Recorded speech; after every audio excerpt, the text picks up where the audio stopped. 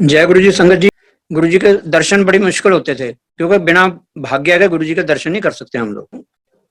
1997 के आसपास umpire state के पास एक गांव है सुल्तानपुर, वहां रहता हूँ। और गुरु जी यहाँ अंपायर स्टेट में रहते थे क्योंकि हमारे भाग्य में नहीं था, तो हमें पता ही नहीं था कि गुरु जी हैं यहाँ पर। और हमने छोटा सा घर बनाया सुल्तानपुर में। और उसके बाद 5वें महीने में गृह प्रवेश हुआ हमारा। और 3-4 महीने बाद हाई ब्लड प्रेशर के कारण मेरी दोनों आंखों में इतनी गहरी क्लाउडिंग आ गई कि मुझे बिल्कुल दिखना बंद हो गया। सिर्फ पूरी परछाई दिखती थी कि कोई खड़ा है, लेकिन चेहरा नहीं पहचाना जाता था। दिखना बंद था, लगभग अंधियारा जैसे, बिल्कुल क्लाउडिंग आ गई थी। और इस तरह से काफी परिवार भी दुखी था। मैं पहले टेलीफोन एक्सचेंज में हुडको प्लेस में काम करता था, तो वहां पर एक एम्स के डॉक्टर राजेंद्रा हॉस्पिटल, जो आइस का हॉस्पिटल है, वो किसी काम से आए, बहुत सीनियर डॉक्टर थे वो, हुडको प्लेस में आए। तो वहां उनसे मेरी मुलाकात हुई। जो उन्होंने काम बताया उनका काम हो गया, तो बड़े खुश हुए और मुझे बोले, सरदार जी जब भी कोई काम पवे राजेंद्रा विच तो तुसी मैनू याद कर लेना, अपना कार्ड दे गए और मुझे कह गए। और मैं उस टाइम हंस के उनसे बोला, मैं डॉक्टर साहब, भगवान ना करे कि किसी को डॉक्टर की जरूरत पड़े, पर अगर मुझे जरूरत पड़ी तो मैं आपको जरूर याद करूंगा। इतना होने के बाद वो चले गए। और इधर मेरे जो आंखों में प्रॉब्लम आई, तो फिर मुझे वो याद आ गए कि मैं डॉक्टर साहब को बात करूं।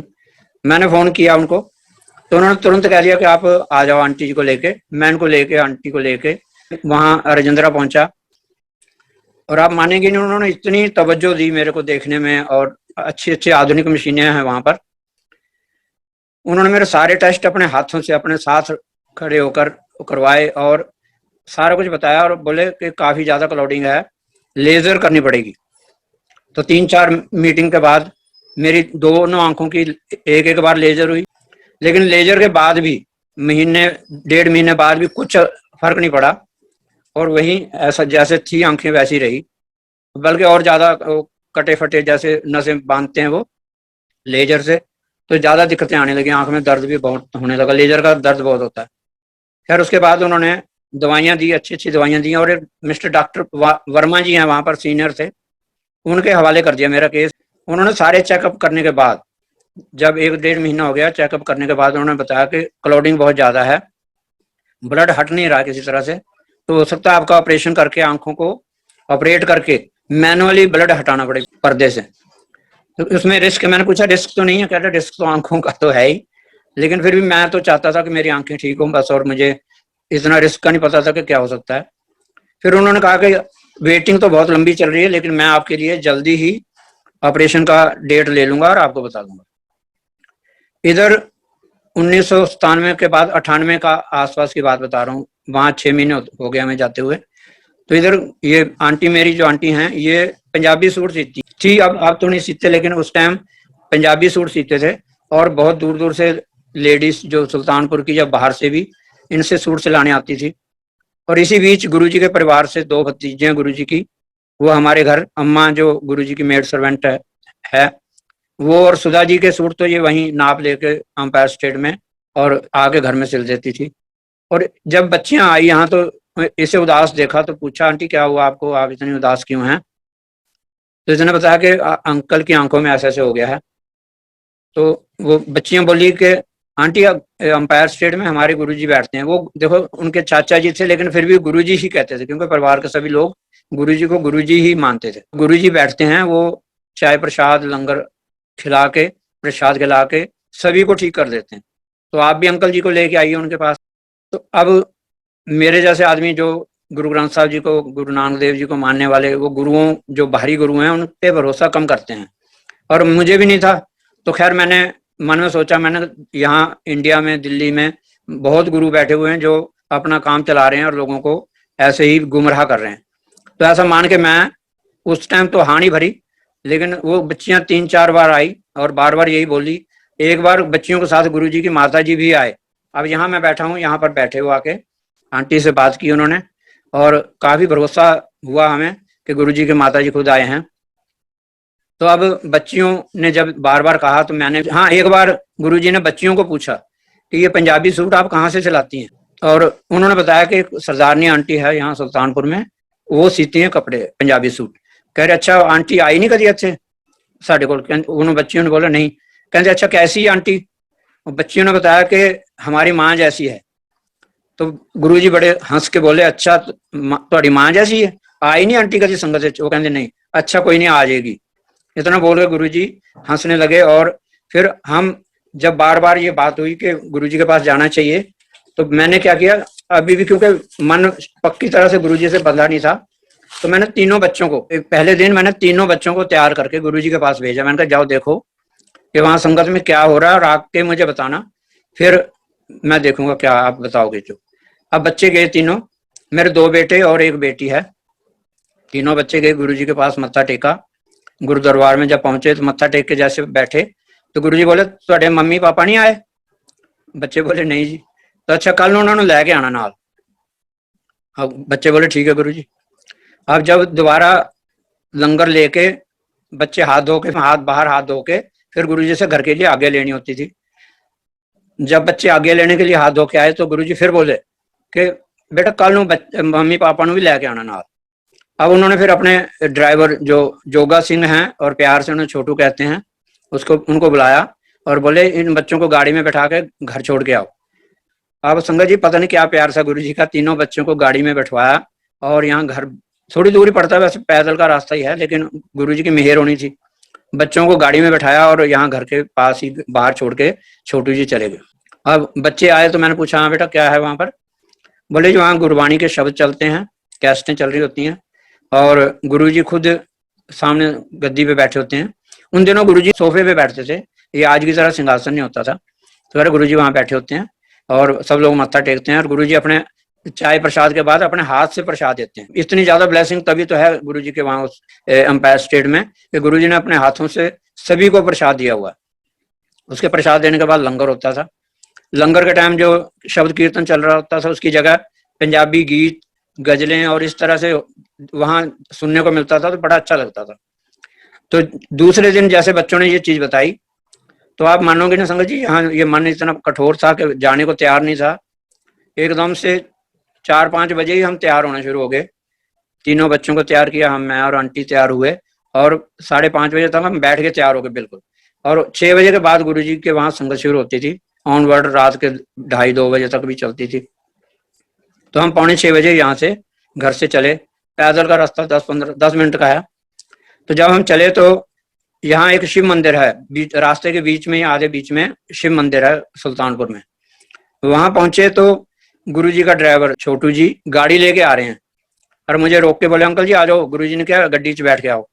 मैंने हाथ जोड़े छोटू जी के आगे, मैंने कहा बेटा आप ऐसा करो गाड़ी लेके जाओ, क्योंकि परमात्मा के पास या गुरु के पास या महापुरुषों के पास गाड़ियों में बैठ के नहीं जाते, पैदल जाना चाहिए। तो हम पैदल ही आ रहे हैं, आप चलो।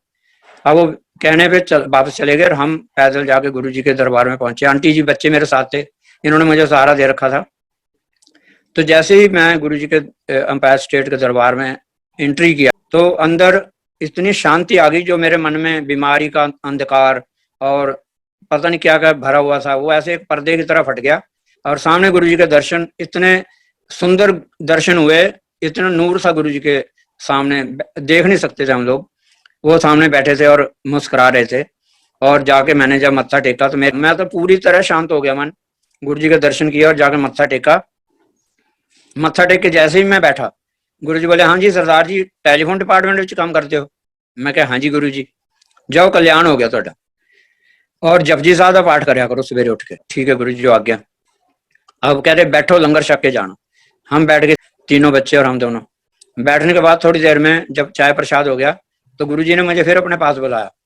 बोले सरदार जी मेहरौली हमारे पास एक कस्बा है जिसमें सभी, उन दिनों में सुल्तानपुर में इतनी दुकानें नहीं थी, आज तो बहुत हैं, लेकिन उस टाइम मेहरौली से ही सामान लाते थे ज्यादातर।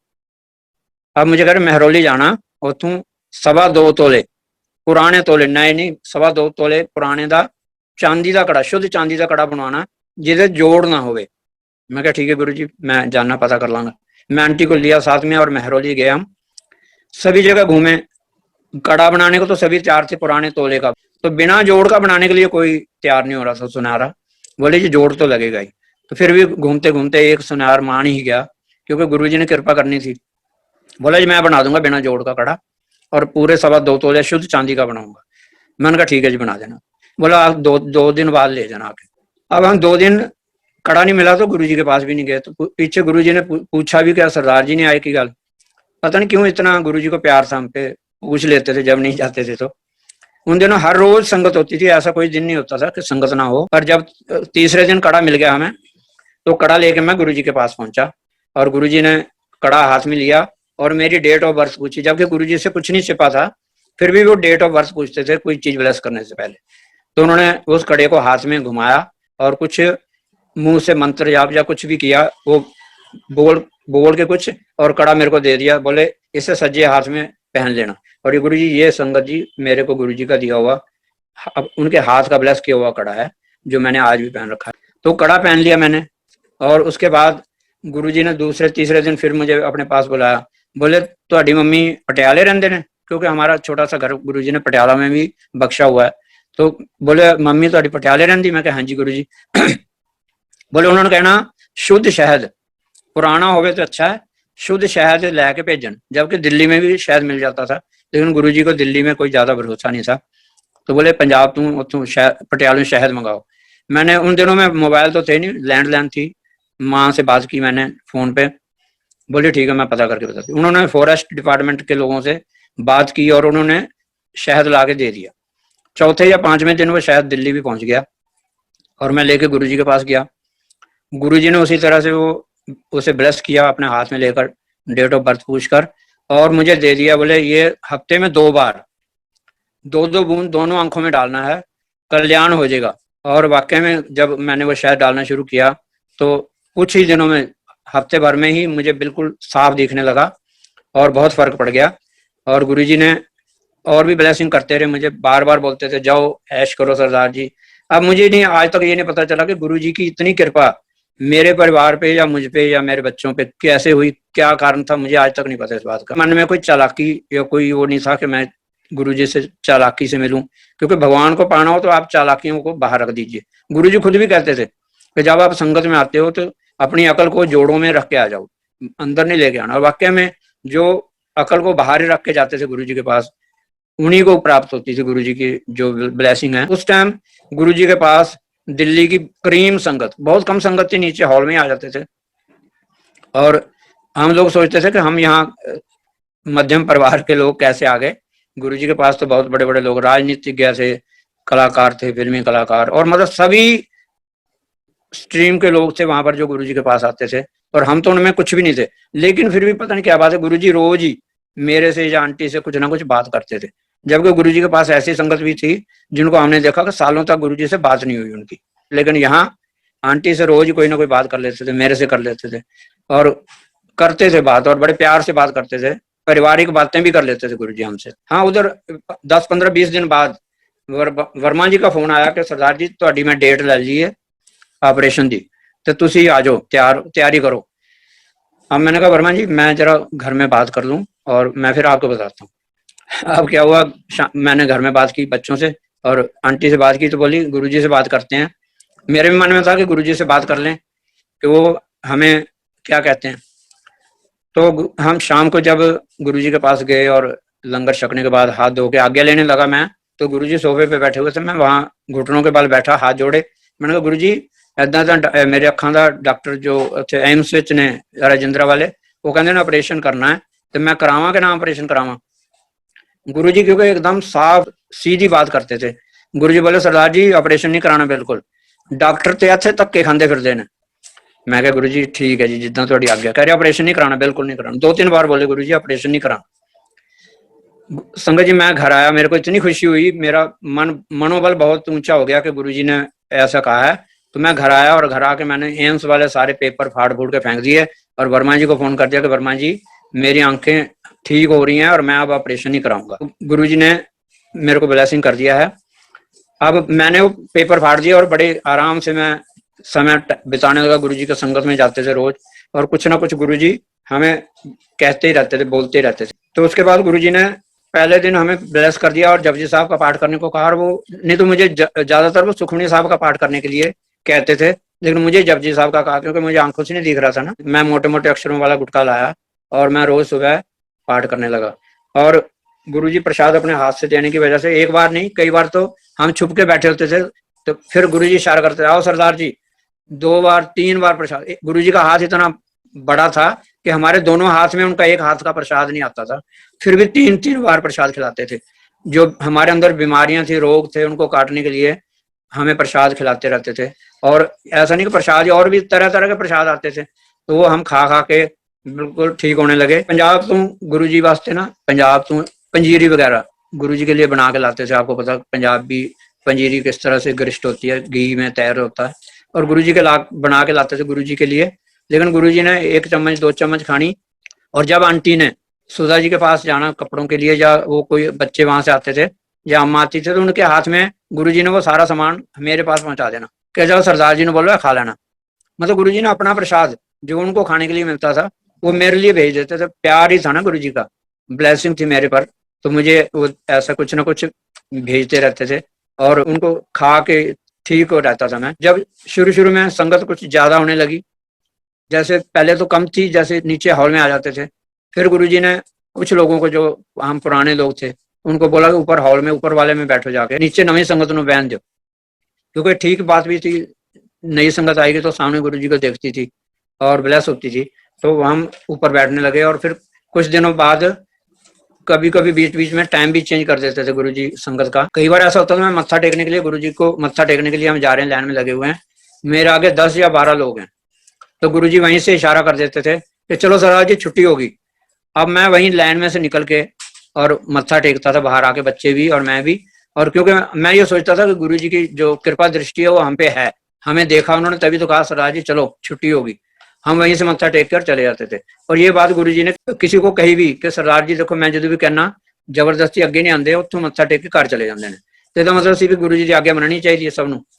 और ऐसे ही मेरी बेटी जो आजकल इटली में है, गुरुजी की ब्लेस की हुई है, और वो छोटी सी थी, लेकिन जब मंदिर में गुरुजी के दर्शन करने जाते थे हम लोग, तो नंगे सिर नहीं जाती थी कभी भी, घर से चुन्नी लेके जाती थी। और चाहे वहां रास्ते में उतार दिया, लेकिन गुरुजी को जब मत्था टेकने के लिए लाइन में लगती थी ना, तो सिर पे चुन्नी जरूर ले लेती थी। उसके बाद चुन्नी लेके मत्था टेकती थी, तो गुरुजी इस बात पे खुश होते थे। और हमेशा पंजाबी सूट में जाती थी मेरी बेटी।